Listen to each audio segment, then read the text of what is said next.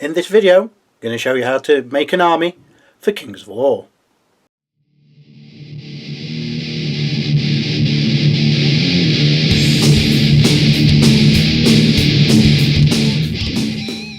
Kings of War is perhaps the most complex of all Mantic's games when it comes to army building. That's not to say it's complex per se, it's just there's a bit more than any other game. For Dead Zone, it's a case of you need a leader, you can take as many troops as possible, and then for every troop you can take a specialist, and for every three troops you can take a support. It's similar for Firefight. You have to take a leader, and then you can take as many troops as you want. For every troop you get a specialist, and for every 2 troops you get support. It's kind of like that. So how does it work for Kings of War? To start with, let's go over the unit types. There's a fair few, but depending on the army you pick, you won't need to know some, and others you won't need that many of them. Others you'll need quite a few, depending on the army you pick, like I say. These 2 examples are a troop of infantry and a regiment of infantry. Now, the footprint, as you've probably heard in Kings of War, is the main thing. So this is a troop of infantry, and a troop of infantry is 100 long by 40 deep.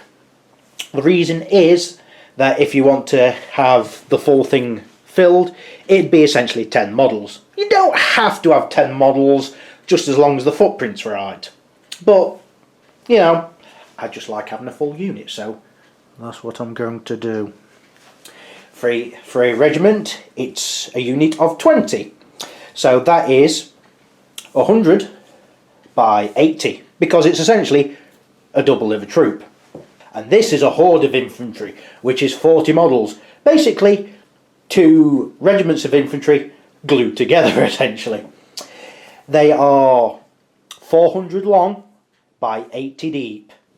And like I say, as long as you've got the footprint right, doesn't matter how many models are on there. As long as both you and your opponent understand what's what, you're golden. There is also a legion of infantry, which is 60 models. This is still 400 long, but now it is another 40 deep, because it's 60 models this time. This means it is 400 by 120. You don't usually get many legions. Usually these are reserved for things such as Ratkin or Undead or certain other things. Basilians don't really go in for legions, but they do go in for hordes, such as these rather nice looking men-at-arms spearmen. One thing to note is there is a thing called heavy infantry, which are on 25mm bases rather than these infantry, which are on 20mm bases. These do the same thing as infantry, except the footprint is bigger. So for a troop of heavy infantry, it's 125 by 50. For a regiment of heavy infantry, it's 125 by 100. For a horde of heavy infantry, it's 250 by 100. And for a legion of heavy infantry, it's 250 by 150. These are called large infantry because, well, they're much larger. These are on 40mm bases, and this is a regiment of large infantry. You only need 3 models, or 120 by 40. This one is a horde of large infantry because there are 6. 2 rows of 3. And that would be 120 by 80. You can also get a horde of large infantry, which are 9. You can also get a legion of large infantry, and this is basically 2 of these stuck together. So it is 240 by 80, and it is also 12 models. Units that are classed as swarms are on 40mm bases, so are dictated for the same footprint as large infantry. So regiments of swarms are 3 models, hordes of swarms are 6 models, and legions of swarms are 12 models. Next one we're going to look at is cavalry. A troop of cavalry is only 5 models and nothing else. So that is 125 long by 100 deep. Next you can have a regiment of cavalry, which is this. This is 10 models, and that would be 250 by 100. You can also get a horde of cavalry. These are 20 models, and this is basically, well, 2 regiments stuck together. Usually a horde of cavalry is expensive, but it looks terrifying, and when it gets the charge off, it will be terrifying. This is 250 by 100. Next are chariots, and this is next to chariots, and chariots start as a troop with only 2 models. This is 100 by 100 because they're on 50mm by 100mm bases. This is a regiment of cavalry and contains 3 models, so it is 150 by 100. You can also get a horde of chariots, which are 4 models, and it is 200 by 100 because it's 4 chariots right together. You can also get a legion of chariots, which is 150 by 200 because it is 3 chariots with 3 chariots behind. Next we have large cavalry and monstrous infantry. These are on 50mm bases, but they work exactly the same as large infantry, except it's just the base size are bigger, so the footprint's bigger. For a regiment of large cavalry or monstrous infantry, it's 150 by 50, which is basically 3 models. For a horde, it's 150 by 100 because it's 6 models, like I said, working the same as large infantry. For a legion, it's 300 by 100 because, like large infantry, it's 12 models. Titans are next, and these are single model entries, and these range from dragons, as you see there, to giants, which you see here as I knock it flying. These are always on 75mm bases, but these monsters and heroes can be put on different size bases depending on the model. Yes, there's a little bit of leeway, and if you're being a bit cheesy about it and cheeky, then you might be asked to change the base size. But sometimes you can go a bit bigger than normal just to try and compensate for the model, just to make it look how it's supposed to. And sometimes it does work. Sometimes it doesn't, and well, when it doesn't, you've got problems. But when it does work, you get things like this mammoth that I use for my ogres. Now, the base is supposed to be 50 by 100 because it's a monster bracket chariot. But this one's a bit larger because, I mean, well, look at it. If I put it on that sort of base, it'd look a bit weird. But putting it on this base, I do feel it's a bit better. Now, I could have put it even longer to put the tusks going over the base, but I do feel that'd be a bit ridiculous. Plus, considering the abilities the mammoth can have, really I think I'd be overreaching and really being a bit cheesy. Monsters can be on various different bases, but the majority of them will be put on 50mm bases, such as these. Now, the Nooker here is just a monster, so it's on a 50mm base. If it doesn't have anything in brackets, then you just put it on a 50mm or near as you can get. However, if it does have another type in brackets, such as the mammoth having chariot, then you put it on a bigger base or something similar to denote what it is. Sometimes you do put them on smaller. For example, there are some monsters that are on cavalry bases, which might be a bit small, but when you go up against a crocodile wrangler, it's not easy to take it down. As I say, heroes are another one like monsters where you can get them on different bases. They will always say in brackets what type they are connected to. For example, this one here is a hero brackets infantry. This one is a hero brackets cavalry. This one is a hero brackets large cavalry. And this one is a hero brackets large infantry. You can get ones that are hero brackets Titan, some are hero brackets Monster, and they have to be on bigger bases. And like I say, Monsters, Titans and Heroes, you've got a little bit of leeway depending on if the model overhangs off of the base and the like, just so it looks better or it fits and so on and so forth. But they are all the unit types out of the way, so let's go on building an army. Units are either regular or irregular. Irregular units have a little asterisk next to the name, just to show that they are not the mainstay of force, a bit special or a bit rarer. Troops, you have to be unlocked. Heroes, you have to be unlocked. Monsters, you have to be unlocked. And Titans and War Machines. War Machines are generally on 50mm bases and standalone models, but you can sometimes have them on 75mm bases, or sometimes a bit smaller, depending on the War Machine and depending on how you model it and depending on if your opponents are alright with that. But just for simplicity's sake, and if you're not sure, put it on a 50mm base. For each infantry, heavy infantry or cavalry regiment you can take 2 troops and either a monster, hero, titan or war machine.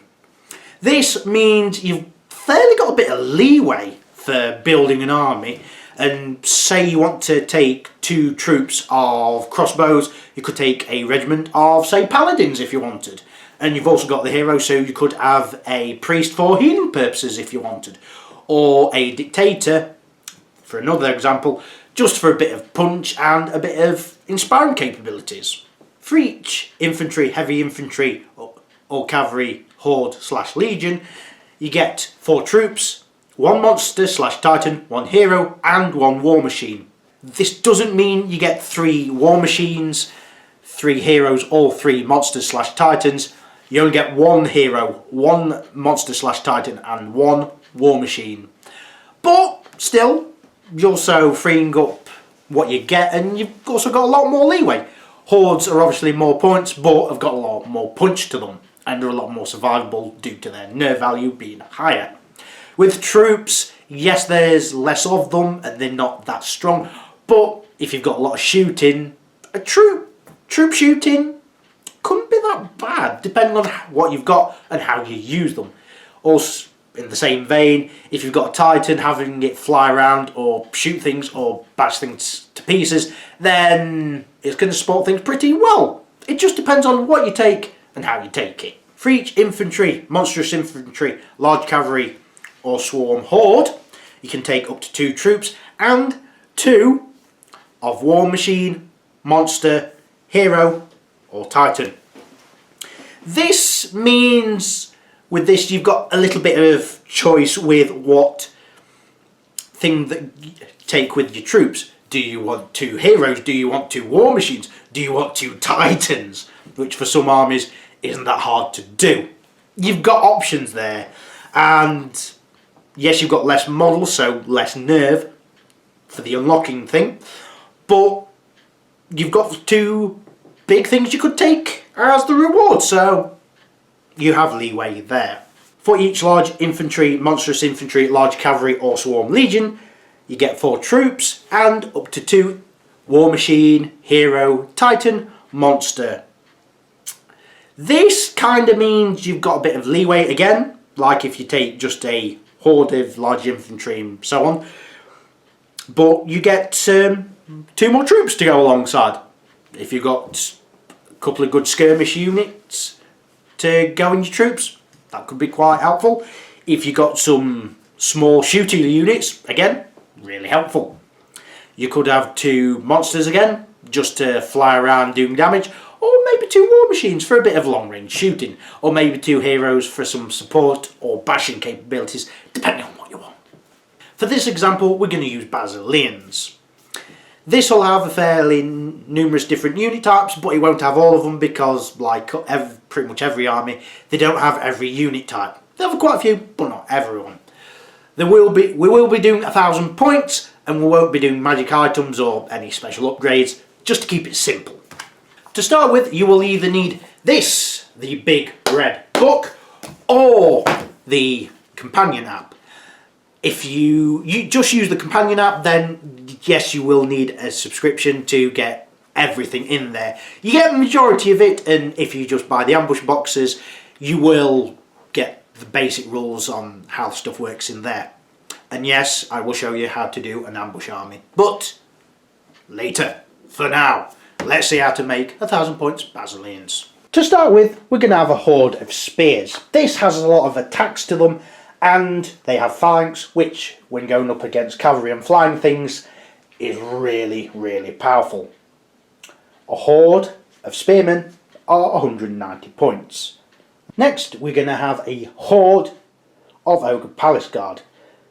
Being large infantry, their nerve is a bit low, but they have a fair number of attacks, and they punch really hard. They've also got high defence, and they are pretty accurate in close combat as well. They are 235 points for a horde of Palace Guard. Now, because we've got some hordes on the go, we can take some troops. Now, I've opted for 2 men at arms troop crossbows because I want a bit of shooting. They are 100 points for each troop, so that's 200 points for 2 troops. I also want something a bit nippy, something that can swoop down upon enemies from afar and pretty accurate. So I've gone for a regiment of Hilowi, which are large infantry. It is 160 points for a regiment. I now want a bit of ranged firepower, so I'm going to have a war machine. The only war machine that Basileans can take is a heavy arbalist, which is 75 points. Their range stat is 4, and they've got 2 shots, which doesn't seem like much, but they have blast D3, so they could potentially having 6 shots going off. I also want a hero that can do the business, so I've gone for a high paladin on a horse. This is 130 points, so it only leaves me 10 points to go, so one of the upgrades I can take for Basileans units is an Aegis Fragment, which upgrades the Iron Resolve. I'm going to do this for the High Paladin and for the Horde of Spearmen, which is 10 points, so that's 1,000 points. So there you have the full army. Now, we've got no cavalry, but that's not much of a problem. We have a fast unit here that can fly. We also have a hard-hitting horde, and also an infantry horde that deals out a lot of attacks. We've also got a fair bit of shooting with 2 troops of the crossbows and the heavy arbalist. We've also got the high paladin, which can inspire things and can also thwack things quite well. And with the small upgrades we've taken, like I said, that's 1,000 points. You'll notice the heavy arbalist also has this guy. Any crew that's not actually on the base does not count for anything. It's just for modelling purposes. It does say that in the rulebook. So, this is an example army in Kings of War.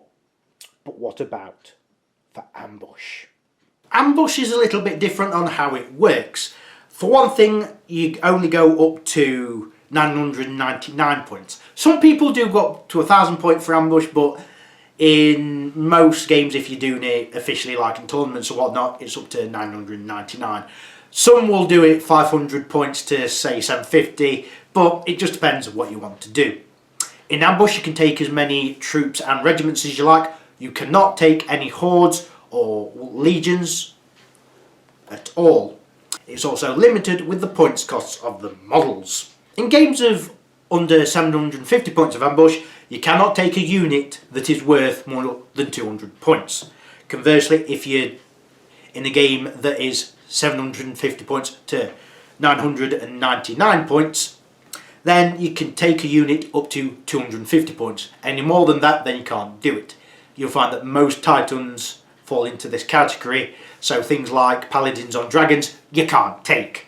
But things such as Greater Water Elementals, chances are you can.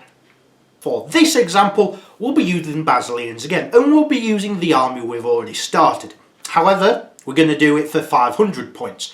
So, it's half the points, and we're already losing 2 units because the Horde of Spearmen and the Horde of Ogre Palace Guard, you can't do them because you can't take hordes. So, they're gone from the start. But what else can we do? I've also taken off the heavy arbalist And this is 490 points. So if I just add on the Aegis fragment onto both of the troops of the crossbows and take it off the High Paladin, this is 500 points. Now in ambush games this might or might not be that effective depending on what you're going up against, but it's a thing you can do. You could also just have troops of cavalry if you wanted, or just regiments of Eloe. They are slightly expensive for doing it that way for ambush, but it's doable. So that's how you make a force for ambush, really. You've got your troops and you've got your regiment, and because of what they unlock, you've also got a hero. So there you go there, I guess. So thank you for watching this video. Goodbye for now.